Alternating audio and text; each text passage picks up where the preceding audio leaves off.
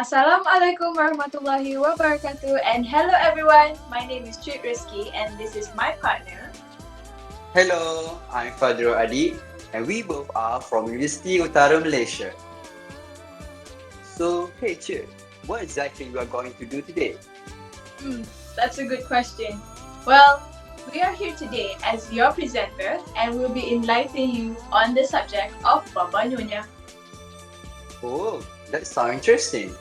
But before we begin, I would like to clarify that we both here are the representatives from Vidayasari Club, the club that solely existed to kindle passion within youth and to explore more on the traditional creative art talent.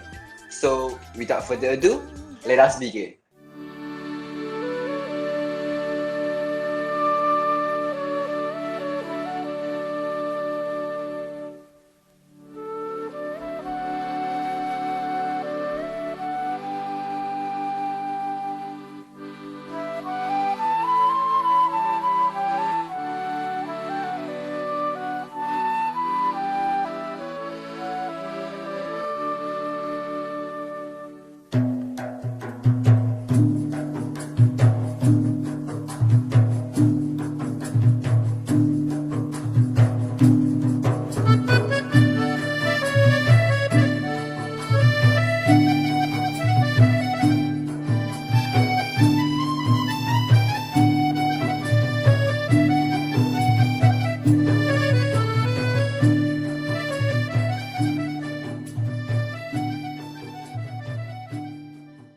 There are a lot of things to talk about when it comes to Baba Nyonya.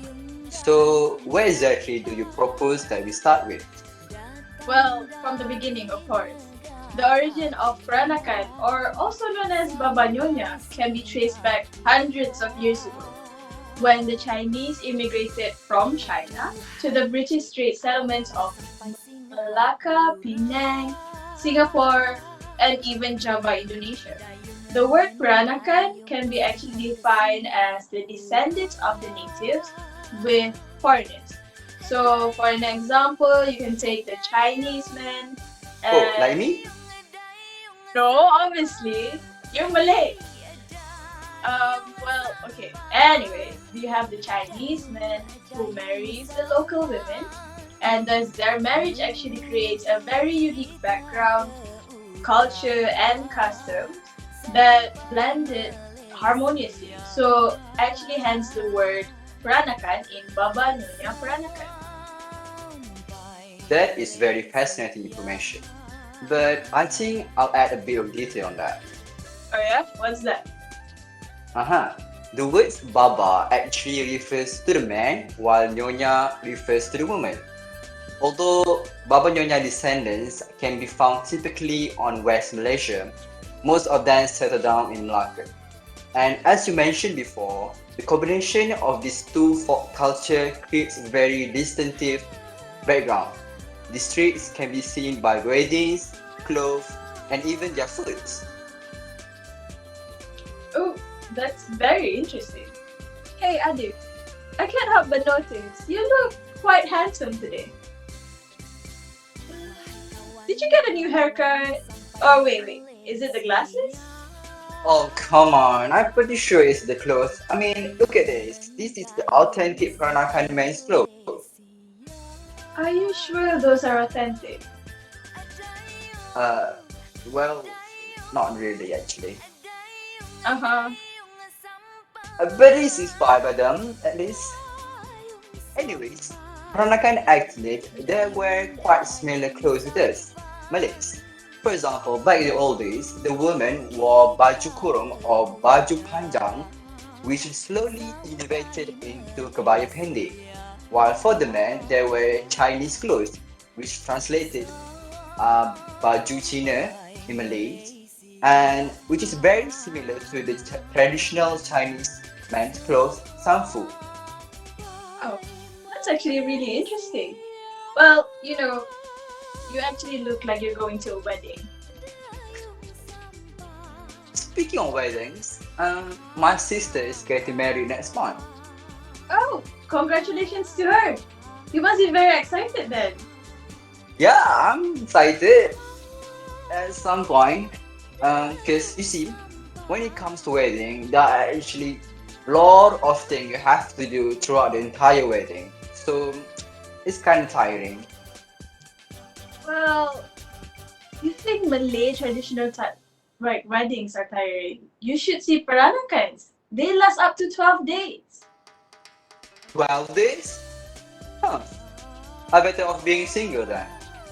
Yep, you surely will. Hey.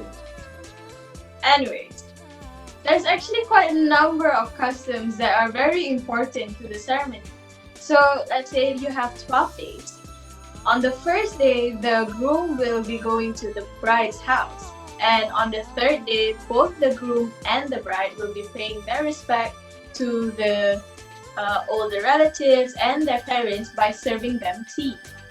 And then on the fifth and sixth day, they will hold a dinner party for like their relatives, helpers, and friends who have helped them throughout the whole wedding.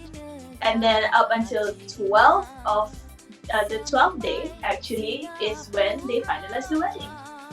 I see. There's a lot of things to remember, but I guess they all have friends and family to help them with.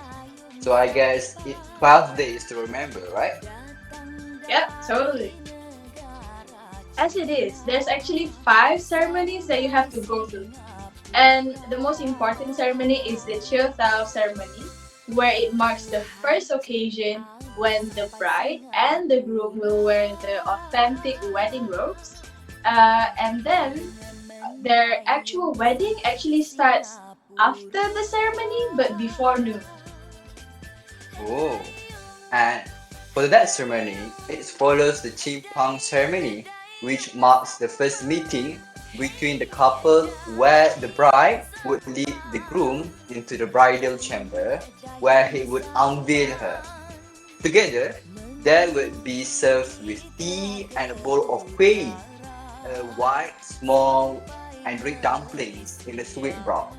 Well, next we have the third ceremony, which is the Chia Sia ceremony.